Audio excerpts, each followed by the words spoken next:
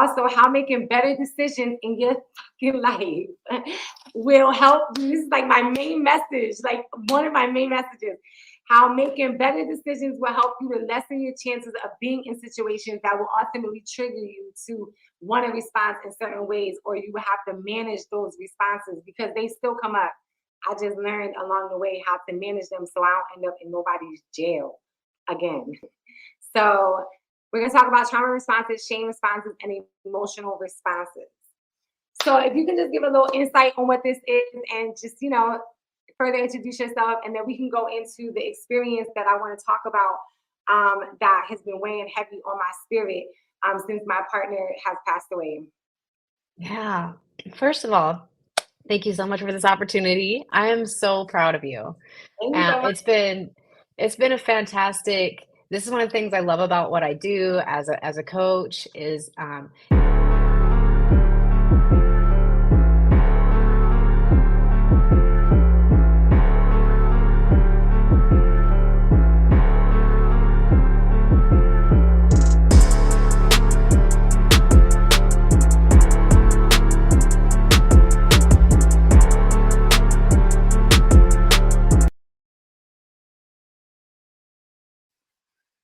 Good afternoon. Good afternoon. Welcome to Where I'm From podcast with your girl, B.MARIE. Be sure to hit that button down below and like, subscribe, and share it to all your friends. Hit the notification bell so you can get notifications when every new episode comes out on Monday night at 7 p.m. Today's guest is Pepper Joy, a trauma alchemy coach and the visionary behind Alchemy Practitioner with supervisor level training in trauma recovery and expertise in somatic coaching. Pepper Joy is pioneering new pathways in deep healing. As a survivor of childhood trauma, she used her personal journey to develop rest, a theory that takes the science of trauma in the body to a soul deep level of healing. Get ready to explore resilience, restoration, and how to alchemize pain into empowerment. Recognizing the importance of breaking generational patterns and cycles, Pepper immersed herself in her own healing work. Alongside her studies, she authored a book and developed a course on her unique theory called Rest. Pepper Joy embraced the role as an educator, sharing her knowledge and insights through teaching. She dedicates her time to hosting community care-based events, seminars, and classes. And her ultimate passion lies in guiding individuals on their journey to alchemize trauma, shame, and pain, helping them transition and transform their lives and find deep healing. All of this, and the best part is that she has been an amazing change agent in my own continuous healing journey. I first met Pepper about 4 years ago. I called her she was a recommendation from a survivor group that I was a part of, and for therapy, for coaching, for trauma. I needed somebody specifically that was educated and had an expertise in trauma healing. I called her because I was at that time in a relationship, and it was a very toxic relationship. And I was part of the toxicity. I had came into my relationship with her as a narcissist, a person who, I had narcissistic behaviors, because when I first started learning about narcissism, I was like, okay, that's me too. I called because I was very aggressive in my responses to things.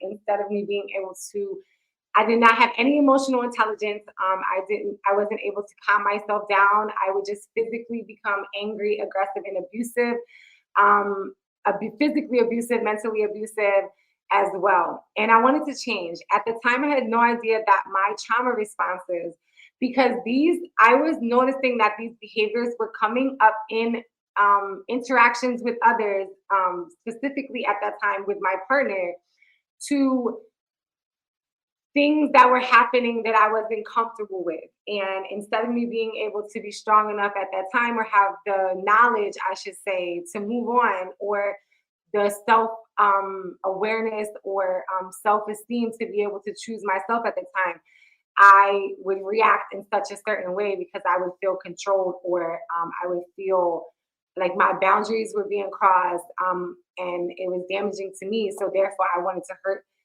the other person, and that I was triggered by the behaviors that I were experiencing. So the restorative response system theory book that she wrote, this wonderful book, I've actually read it twice because the first time I had a lot of chaos in my mind. So I wanted to prepare for this podcast episode and make sure that I was coming with some good knowledge. So I reread the book, and we are going to talk today about some information that is in this book. So at the end of the episode, Pepper, you can let everybody know where they can find your book and where they can find you at as well. So restorative response system theory. This episode is going to be a conversation about trauma responses and how to give yourself grace when self-reflecting on your response to the trauma that you're experiencing. To recognize them and learn ways to begin to change these responses when you find yourself in situations that may feel familiar and you react in negative ways. Also, how making better decisions in your fucking life will help you. This is like my main message, like one of my main messages. How making better decisions will help you to lessen your chances of being in situations that will ultimately trigger you to want to respond in certain ways, or you will have to manage those responses because they still come up. I just learned along the way how to manage them so I don't end up in nobody's jail again. So we're going to talk about trauma responses, shame responses, and emotional responses. So if you can just give a little insight on what this is and just, further introduce yourself, and then we can go into the experience that I want to talk about that has been weighing heavy on my spirit since my partner has passed away. Yeah. First of all, thank you so much for this opportunity. I am so proud of you. Thank you so much. It's been a fantastic. This is one of the things I love about what I do as a coach is getting to watch people start from what they think is the bottom and then find their way out of it and make better decisions and then step into their destiny. And you mentioned earlier, like, I'm excited. And I'm like, yeah, of course you are. You're stepping into your destiny with this. So rest, it's interesting. You said you came to me because anger was showing up in the way it was manifesting in your relationship, which honestly, so many trauma survivors, we often find ourselves in that space of feeling like we're starting not just from behind the start, but also with this burden, this thing, and we don't have coping skills and we think we're the problem. And as you learned, was that it was the triggers, it was the nobody showed you how to do this before. There's no understanding of emotional regulation. We're just out here all over the world, just all the time, right? There's no regulation. So one of the things I love about getting to do sessions with people is they're getting at least an hour where they get to borrow a calm nervous system and get to feel what that's like. Because if you've never felt it before, how are you going to know how to do that? You Yes. know, the other day someone had posted this: name an emotion that if someone hasn't experienced it before, you couldn't describe it to them.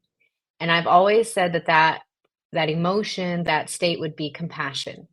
Because I know for me in my walk, until I've experienced it because someone else just kept giving it to me relentlessly, I didn't understand it and I couldn't describe it and it couldn't be described to me. And I feel like that is something that in our journey together, that was something I was able to bring to the table for you, was that this relentless compassion for you to find your way. Yes. And like, there's no judgment here. We're going to combat shame. We're going to be accepting. Yes. And we're going to really evaluate honestly, authentically, what's here now. So then we can decide when and how to move forward. Yes. So I go ahead. No, I'm sorry. No, you're good. I'm all to talk. So as you speak on compassion, like I had to really learn how to have compassion for myself first.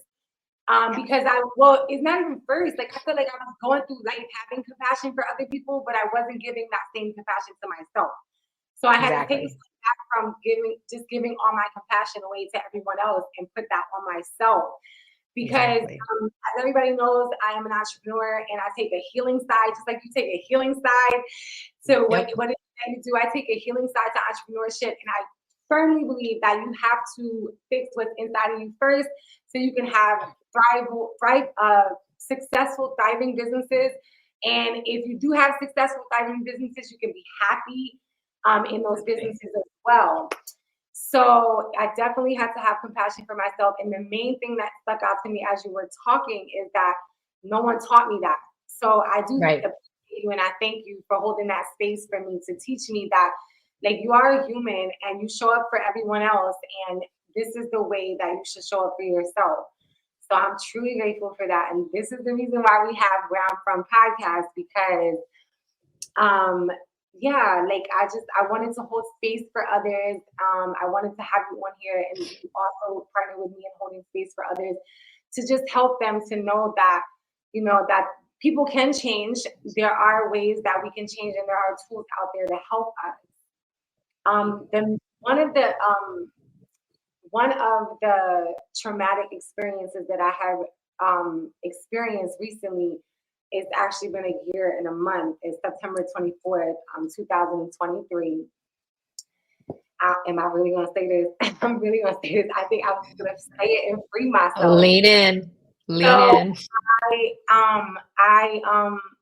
I've been holding on to this for a year and some change because of I don't feel like I didn't want to deal with like all the judgment. But I do feel like that we have to let things out of us, and you never know what's gonna help. I know for sure this has happened to so many other people. They just don't talk about it. And like I always say, fortunately and unfortunately, God, the universe has shown me what my purpose is in life. And the unfortunate part is my purpose is being transparent in areas of my life to help others. So in September 24th, 2023, my partner of 10 years, I chose to be in a toxic relationship with someone else's husband.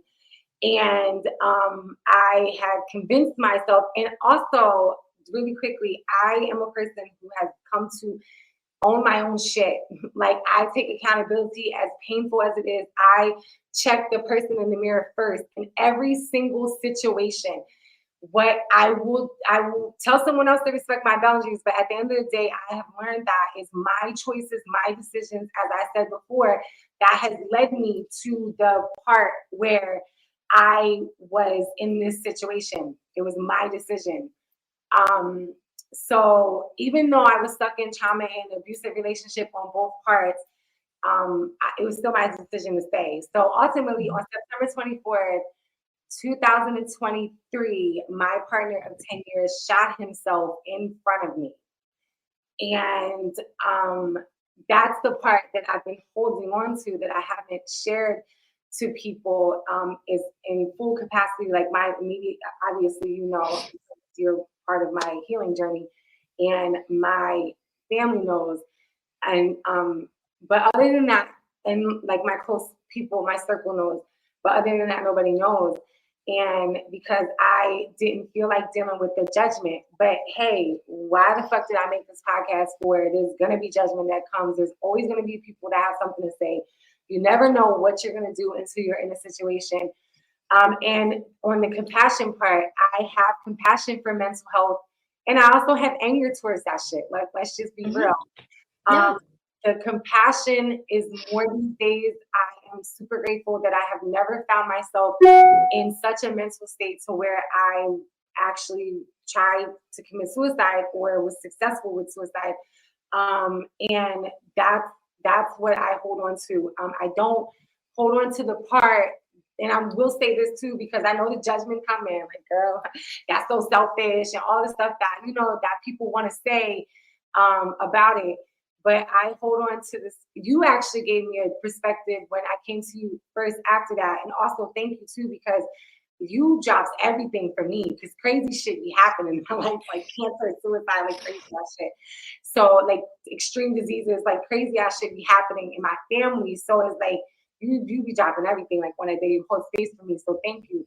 But I hold on to what you said that maybe he wanted to live out his last moments with me. And also because you never know when somebody commits suicide, you never know like what is going through their mind. You just know that it's like some extreme mental health and a lot of things going on. And I'll fast forward to that in a second. But I hold on to that. He wasn't thinking about me being in the room with him. He was only thinking about the gun being in where he needed to get to.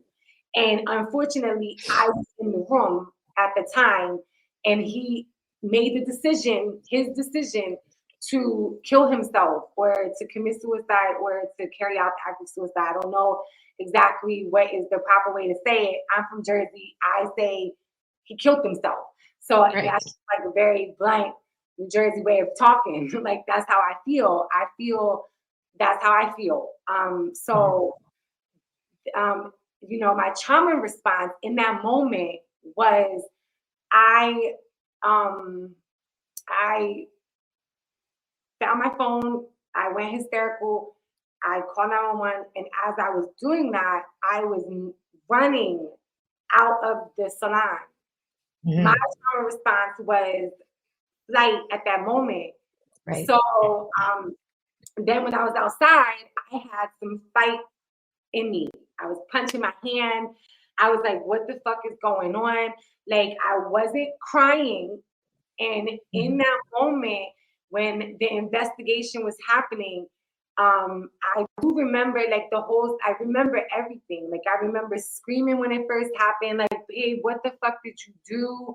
Like, what the fuck? And I just started screaming, and everything simultaneously happened in seconds where I was cleaning the wax room. I took my gloves off because I couldn't dial the code in my phone with the gloves on. So I took my gloves off, and I ran outside, and the whole investigation was being investigated, the suicide was being investigated. You know, I was sitting there, and I was out of my body, and I felt like I was talking to myself. I seen the police officer crying. I looked at her, and I remember saying to her, this is really sad. Like, and the reason why I said that to her, because let's be clear, I've done immediately a super immense amount of work since that's happened. So I've come to this conclusion in my meditation and in my reflection in my healing journey that when I seen her crying, I was saying to myself that if this really happened, I would be crying. I've come to the realization that I was in shock, and that's why I wasn't crying. And when I seen her crying, I said to myself in my mind that this is not really happening. Like, why am I not crying? I'm just saying this over and over. And then I say to her that that that she's crying, and like, this is really sad. I still wasn't crying. So I held on to that as I continued into my healing journey, because I was like, what the fuck? And then I was approached by his family. Mind you, I almost pissed on myself. The police had to take me around. So all of this stuff was happening. So all of this stuff was happening. The only thing that didn't happen in that moment was that I cried. I wasn't Right. crying. I wasn't crying. Sure. So like, I almost used the bathroom on myself. When I was starting to do that, the police officer took me on the side and had me pee outside, and told me, whenever you have to use the bathroom, tell me. So because they gave me those instructions, I was able to tell them. But until they gave me those instructions, I was gonna just piss on myself. So Sure. it's like, maybe those were my tears. Like, I don't know. And I think about that because I was approached after. I'm not trying to be funny. Like, I was just going through like more bodily shit than just crying. Right. So Right. it's like when I was approached by his family afterwards, like, you know, did you leave my dad inside of the house for 30 minutes?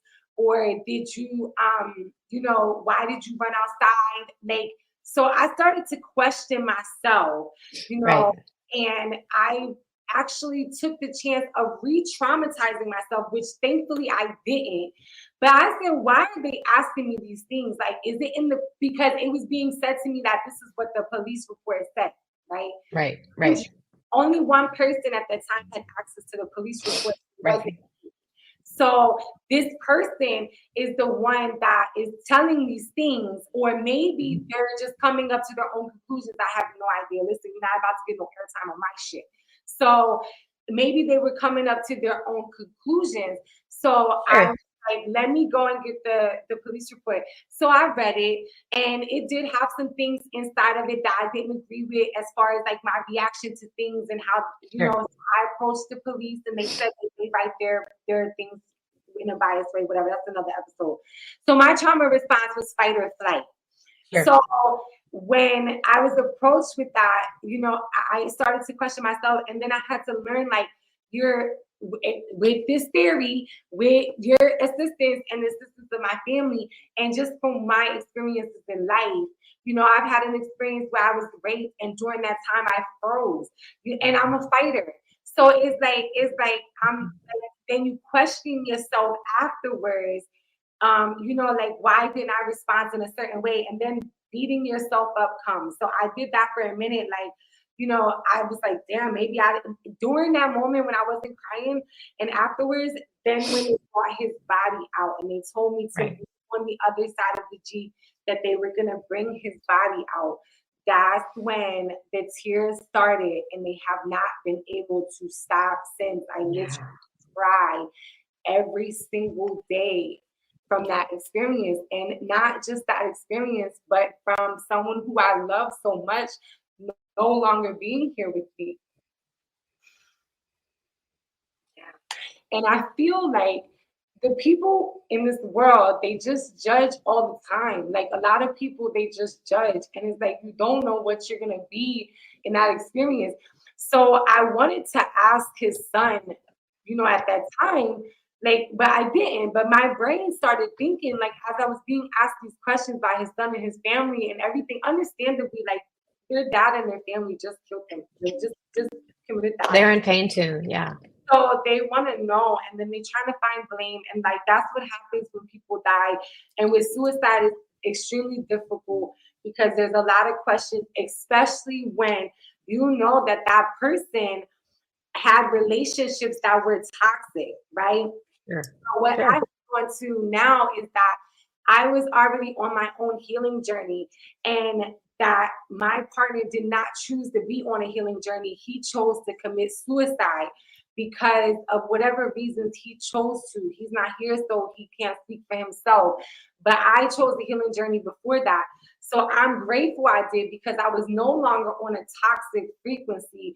And when this happened, I didn't have to live my life with that guilt. Like, that's one thing I'm very happy about, that I know that regardless of what has been said about whatever my trauma responses were, whatever, that I know what my truth is, and I live in my truth. And so, yeah, just, I just want to say, like, I want everyone to know that people go through things all the time. You don't know how you're going to react to it. You don't know what's going to happen into your body. And as I read in your book, like, stuff has a scientific connection. So, and it has a connection to your previous traumas. Like, so what else is coming through me is, and I was telling my nieces the other day, that I grew up in the area where they murder each other. So it's like, when you're somewhere and you hear gunshots, you run. You don't stay. You don't run over to the, I mean, of course, like, sometimes people will run to their person, but sometimes they don't. You know what I mean? Like, sometimes they don't. My only reaction in that moment was find my phone and call the police, because I would like to see if we could save him. It wasn't no death in my mind at that second. It was saving him. Like, the police, the ambulance can come and save him. In that second, I wasn't like, oh my God, he just shot himself, he died. I had no idea. They told me later, like maybe an hour, maybe, or so, I don't even know. But they told me a little while later that he had passed away on site. So that's when I knew that. But in that moment when it happened, my brain wasn't like he passed away. My brain was like, I know this is not happening. I need to save him. So that's what I proceeded to try to do. So trauma responses are real. They are triggered by your childhood. They are triggered by your childhood. And your experiences in life. So, just doing the work on that will help us become more successful adults, and ultimately more successful business owners. So, because that's pretty much what my life is about now, is just doing the work and getting to the bag. That's it. Yeah. If you can elaborate on that, have me a little sip and just So there's a couple of things you said that I kind of want to sit with and maybe reframe a little bit. And the first one is, his family is absolutely allowed to have. They're operating from pain too. And when I think about, the questions when someone makes a decision, and how we have to live with that decision. And it's difficult because, like you said, there's the situation of this toxic relationship. And so there's a lot of questions that even if you have the answer, it won't satisfy because they won't bring back this person.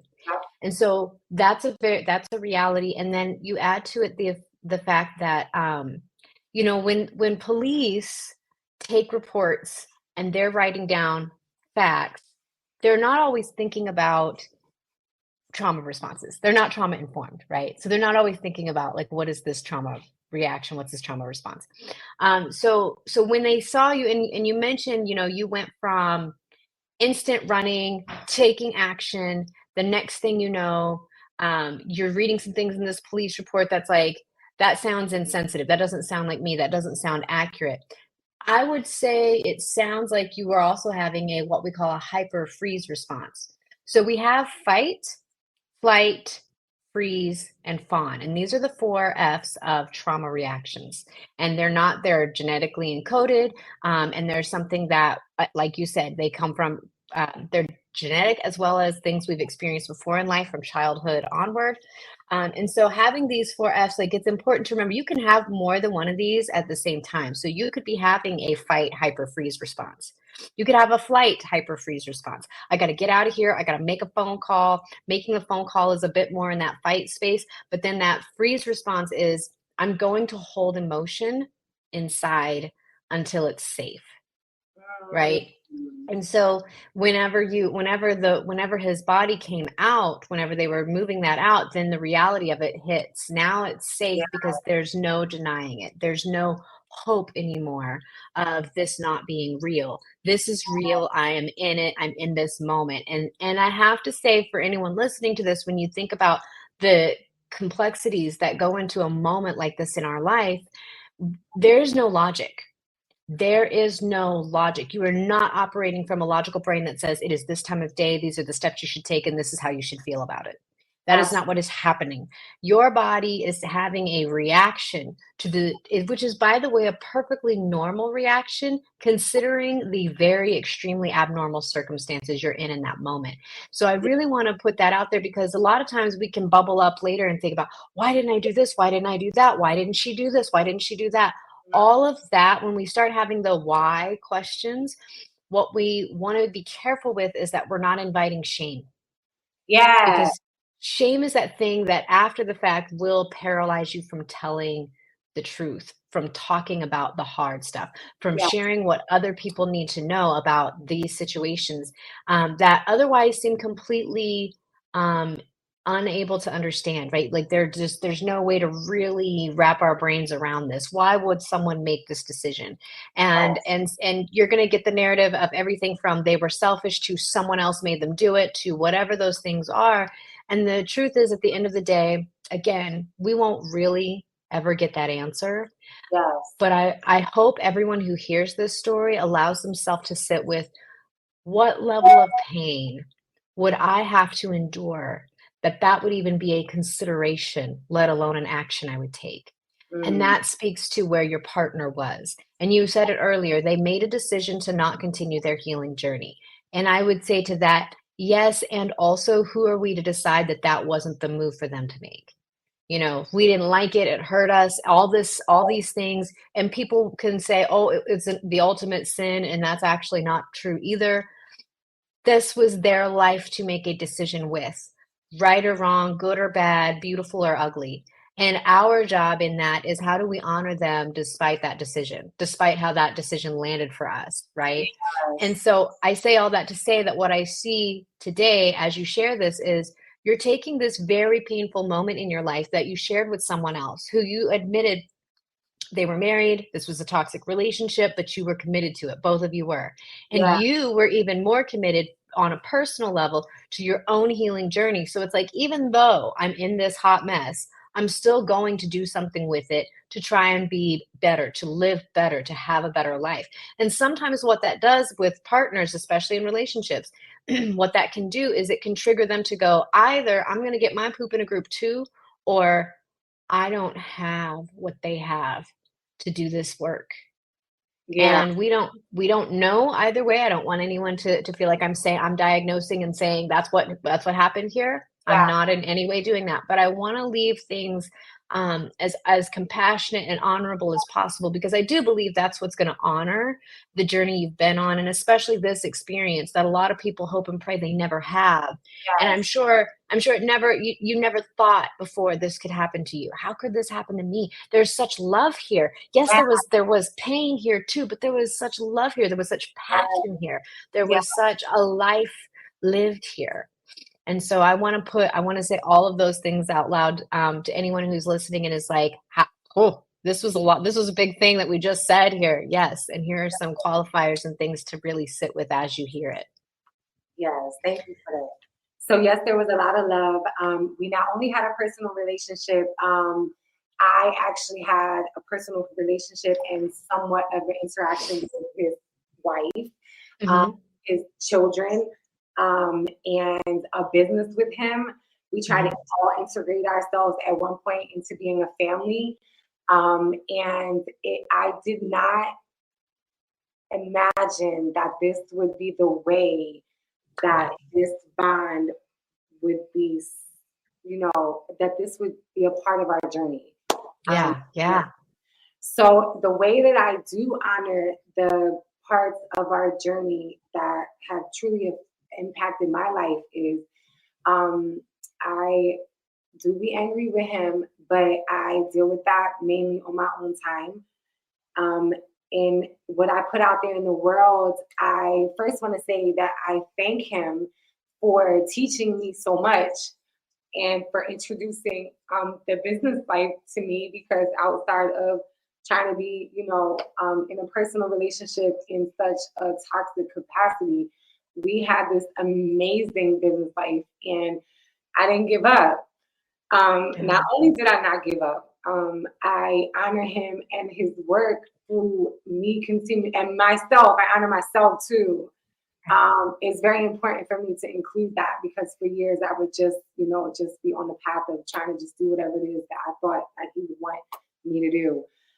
So now I honor myself as well by not giving up on our clients, on all of the hard work. Take your time.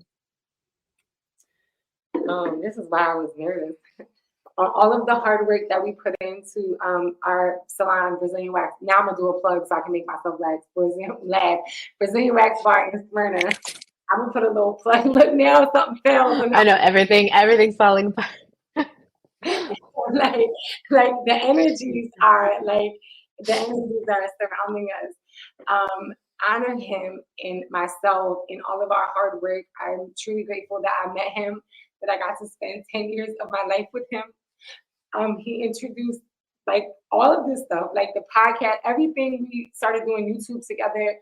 Um, I was a I was a great cosmetologist in New Jersey when I met him, and we traveled down here.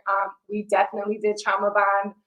I used to hate when his wife was saying shit, but I know that now because I've been on my own healing journey. We definitely did trauma bond. And we had a connection that was like, I don't know, it was like very different. It helped inspire me to grow, even, and I take his life and his death, and moving forward, I honor him by not participating in the things that I know caused him some mental health issues. Yeah. I respect my boundaries. I'm not going to do more for others that they're not doing for themselves, because he spent a long time of his life, more than 25 years, pouring into everyone else. And ultimately, I'm sure, because of what I know about mental health, is that that is part of the reason why he committed suicide. And from my own experience, if you don't live in your authentic self, I have to live in my authentic self, because you will cause yourself not to be happy. So making a decision to choose to live in my authentic self more and more, to hold myself space for all of my flaws and things that people judge me on and stuff that I judge myself on, that I am amazing. And those are the ways that I continue to honor him and honor myself. There is a part in your book that you talk about, really quickly. I wanted to talk about like the reframing part, where Yeah. like the trauma responses, where we reframe them in our healing journey. That's what I Yes. like, where Yes. we So, reframe them in our healing journey. Dang, I'm usually right. more perfectionist. I got kind of thrown So, off. So that's Hmm. okay. While you look for it, I'll kind of catch everyone up on on where that is and why we're going to talk about it. So we have, again, I talked about, we have fight, flight, freeze, and fawn, and these are the four trauma responses that happen whenever something triggers us, when we find ourselves feeling unsafe and in danger, right?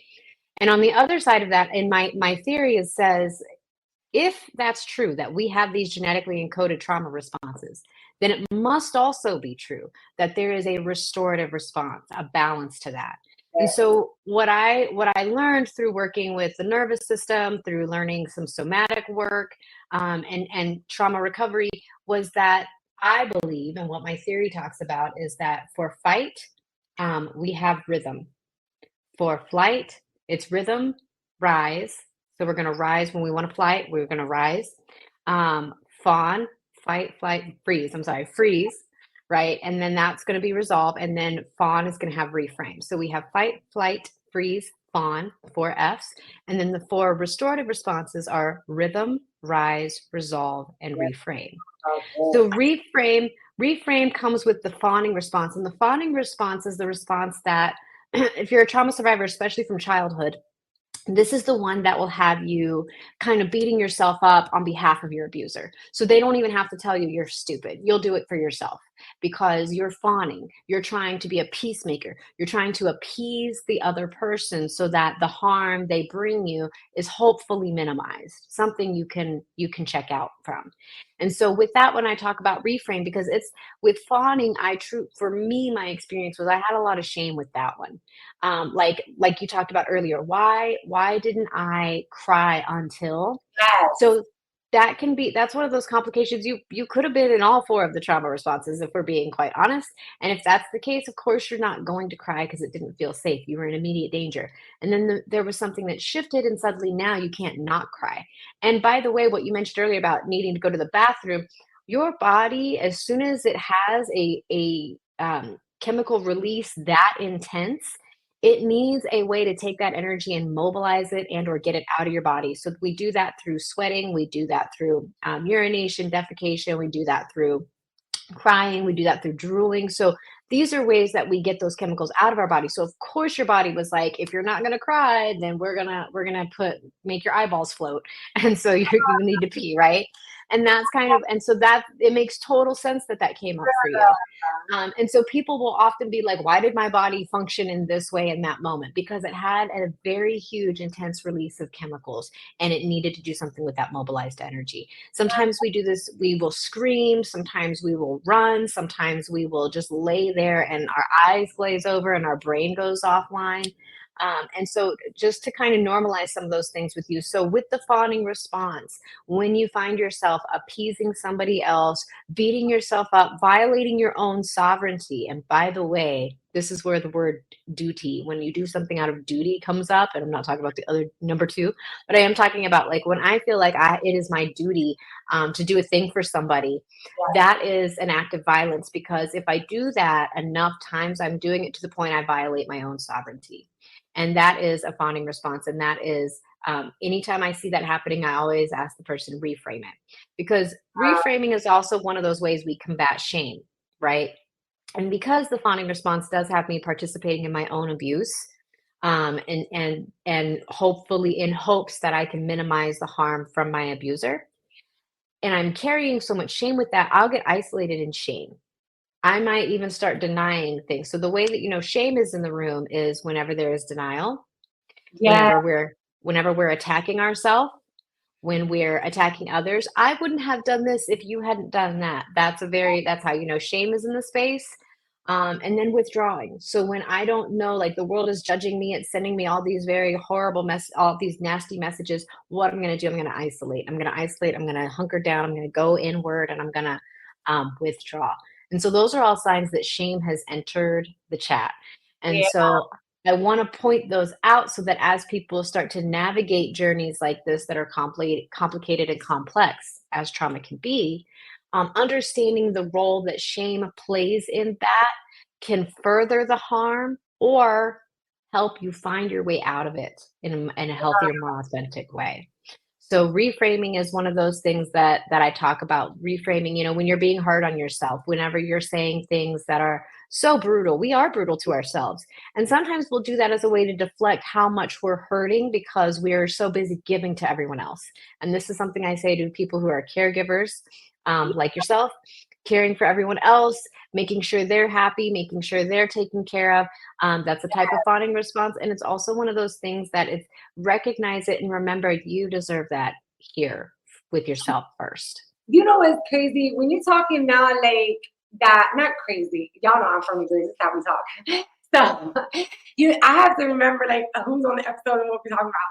So like what's like sticking out to me is like coming.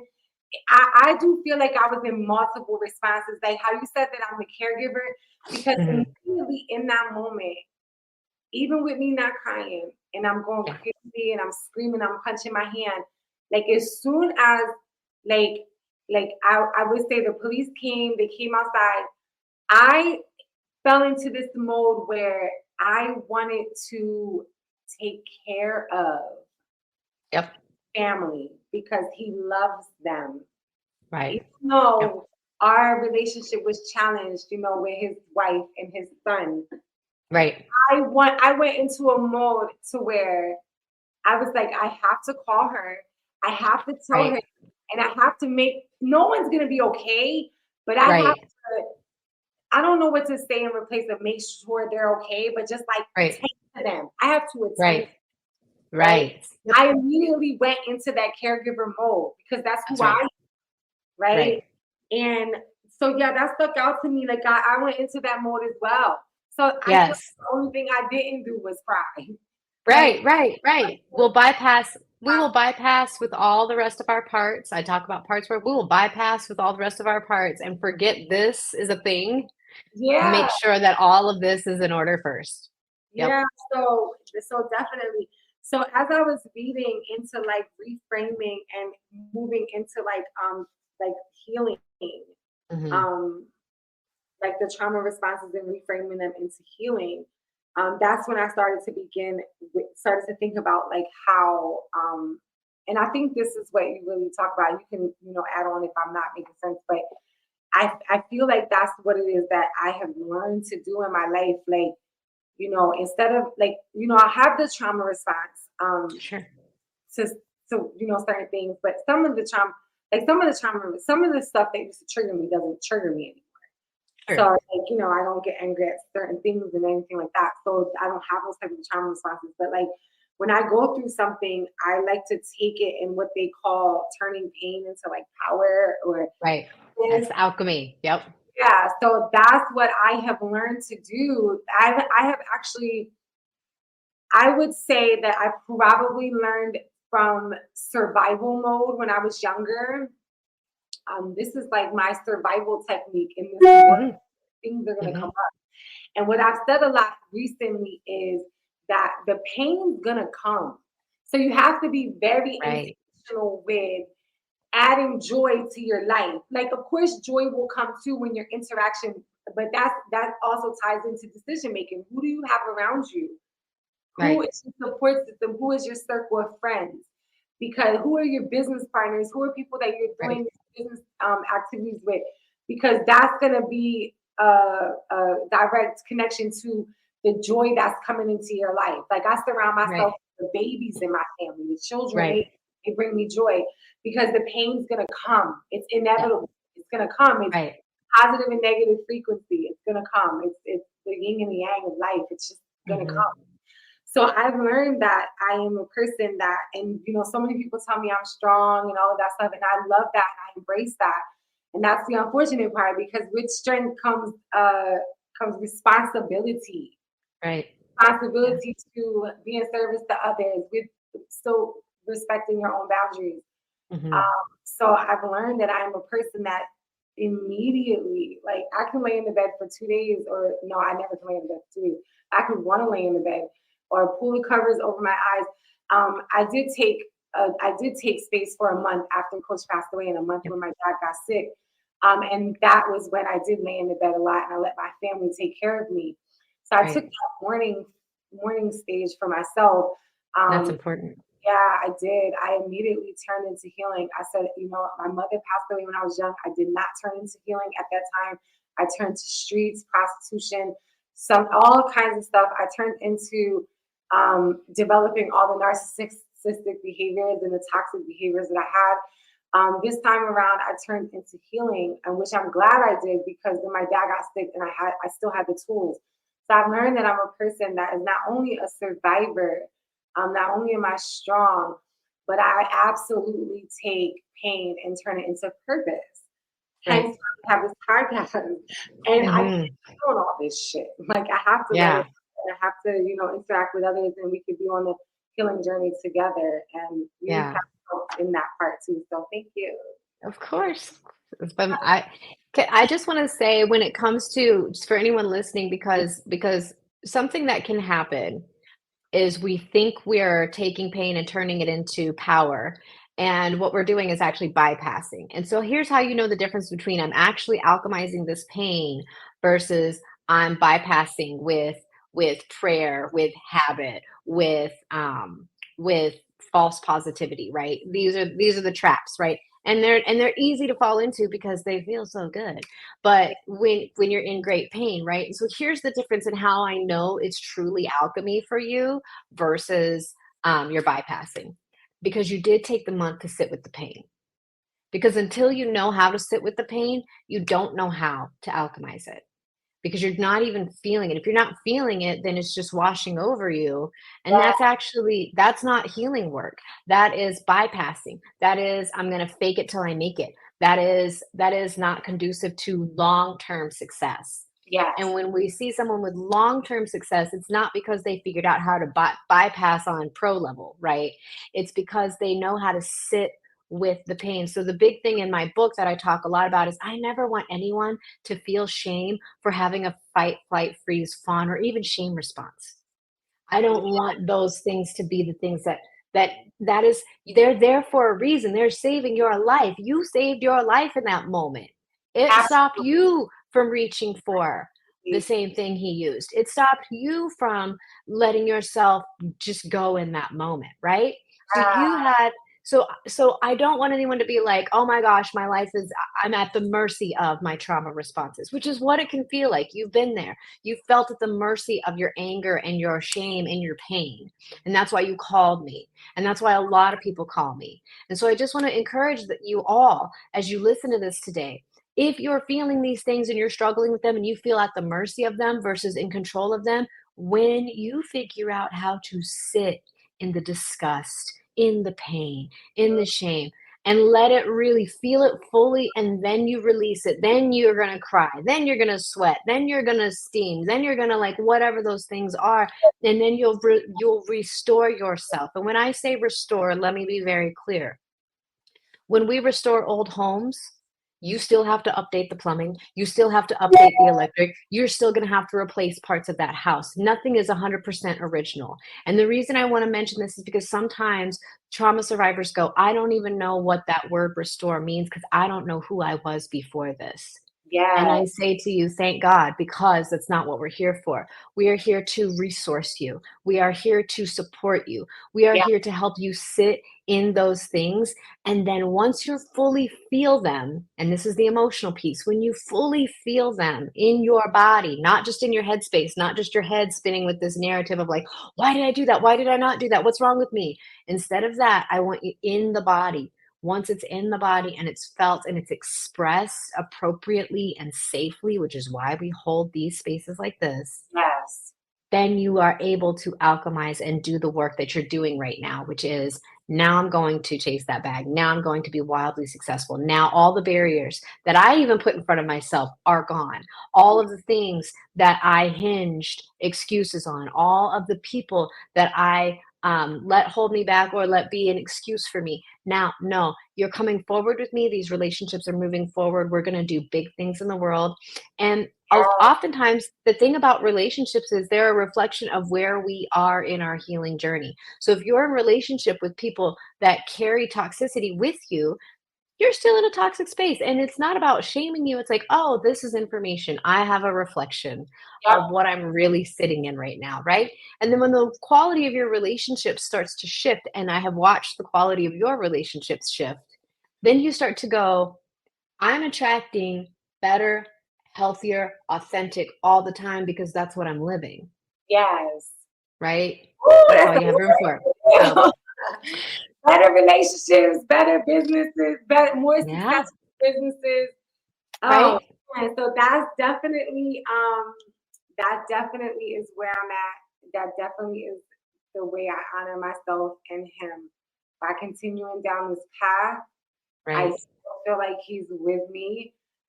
So many things that I do is because I've learned from him.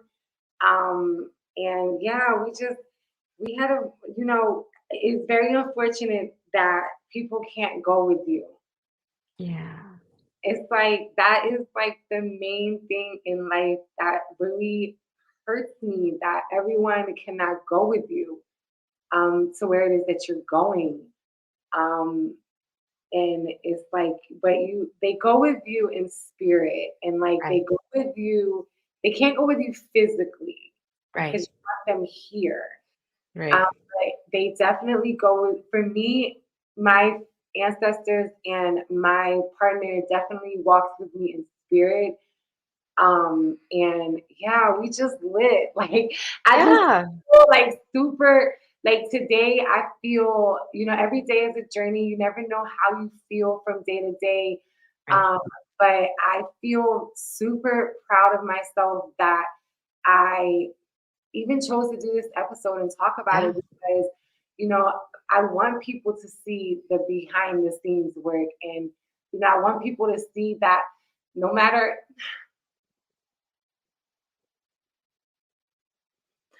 I want people to see that no matter like where you come from, where I'm from, and we're gonna end with that after this because I forgot to do this in the beginning. I'm just getting used to this, y'all. I gotta get my format together. But no matter where you're from, no matter where you're coming from, no matter what situations, because people been through worse shit than me. Like there's some stuff where I be like, I don't compare Sure. atrocities. Right. Right. Like other Recall. people have gone through stuff too. Like Right. they've been through Right. stuff too. So I'll say that. I wouldn't say worse, but I'll say other people have gone through things as well and they've gotten through it. So it's like you can get through it. Like Yeah. you can manage it. Like Hmm. for me, the pain it's gotten easier to manage. It hasn't Yeah. gotten less. It's not a day that I don't wake up that I don't think about my mom and my partner, but I hold them very close to me um, in everything I do, like in everything I do, in everything I do. And that's what helps me continue to be in service of others, continue to pour into my healing journey, to continue to help people build businesses. And the only way that I can continue to live out my purpose, it's gonna sound like so selfish because it's the law of attraction, like giving and Yeah. receiving. Let's just be Yeah. I don't want to be stuck in bitterness, angry. I don't want to be Right. stuck in that. So the only Right. way I know that I cannot be stuck in those feelings is if I practice alchemy and I just transform Yeah. it into something great that will Right. help others, assist them in their journey. So if you don't have anything else to say, I'm gonna rewind back to what I was supposed to do in the beginning of the video. I'm gonna have to put this in my notes. I'm gonna make a mental note to put this in my notes to so I can read it and not forget it because I did this with DeAndre too. So Maybe where it's I'm supposed to be at the end then. oh, you're right, maybe it's supposed to be at the end. All right, you know what? We're gonna keep it at the end. But Just roll all with right, it. okay. Where I'm from was created the title was created because I grew up in a certain area where I had a lot of adversity in my life.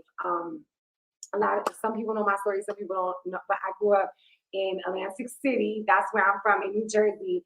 And I experienced a lot of bullying and things of that nature. And all the stuff that I experienced, it made me strong. So I used to always tell Coach, like, I'm so glad we from Jersey. Like, it gave us swag, it gave us strength, personality. Like, it gives me, I don't know about nowhere else, but where I'm from gave me personality. And it just helps me to show up for myself these days, because now I look at, like, because I used to be like, oh, I would never go back to New Jersey. I hate New Jersey because it's like poverty and stuff like that. It's the inner city. But I look at where I'm from now in two ways. Where I'm from, Atlantic City, New Jersey, made me strong, and where I'm from is a mindset. So I came from a certain mindset in New Jersey from what I That's was right. used to, going back and forth to jail and things of those nature, to taking that and again alchemizing it and Right. creating something beautiful out of it.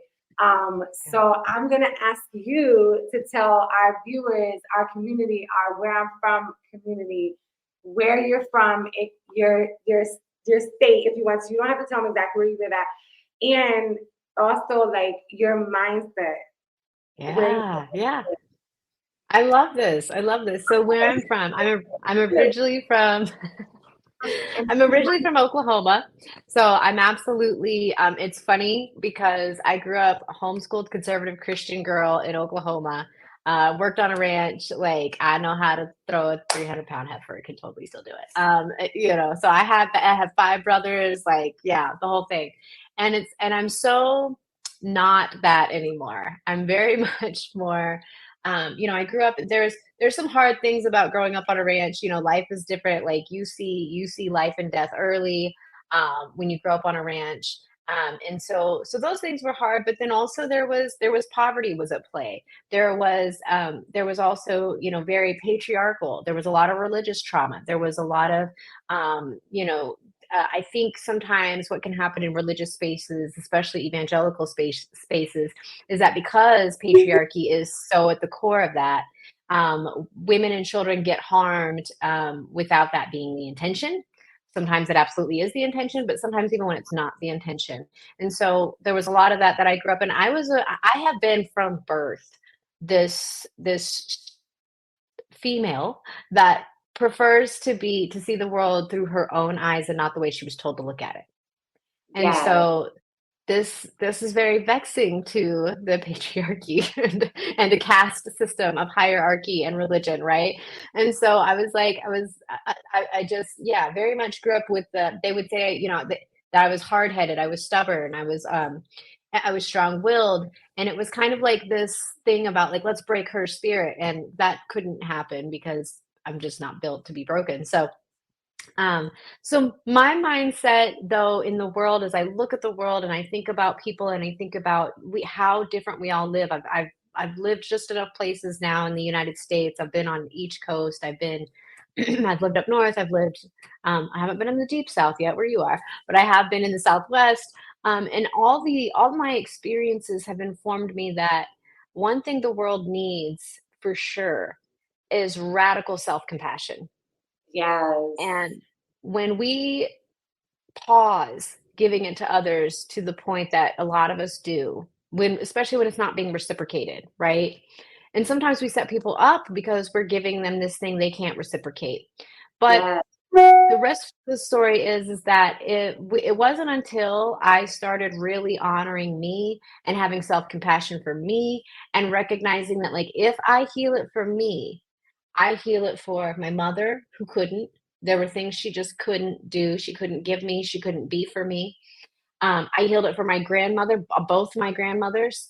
And it's interesting because both of my grandmothers, like my mother's mother was my person. My father's mother, for a long time, we actually didn't see eye to eye. And it really wasn't until towards the end of her life that like we really found our connection. And it was a very beautiful thing. But it took me getting to a certain level in my healing journey before I could even be that for her.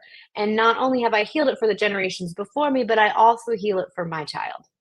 And Yes. I want to encourage anybody that's listening to this today and you're thinking, I come from a garbage family. Like my family is a terrible nuclear family system. If that is your mindset, instead of sitting here beating yourself up and thinking, I can never be anything because of where I come from, I want to encourage you to sit in some radical self compassion and remember. Like, I feel like a lot of my healing journey has been a remembering from the ancestors. It's not new information. There's so much of this that's not new information that we kind of fall into. It's alignment because I'm on that healing journey, because I'm intentional every day about naming, like, hey, I'm not being my best in this moment. And maybe that's okay. And maybe Yes. I'm just going to sit with that, right? And so give yourself radical self-compassion. And maybe you're like, I don't even know what compassion feels like. I would know nothing about that word.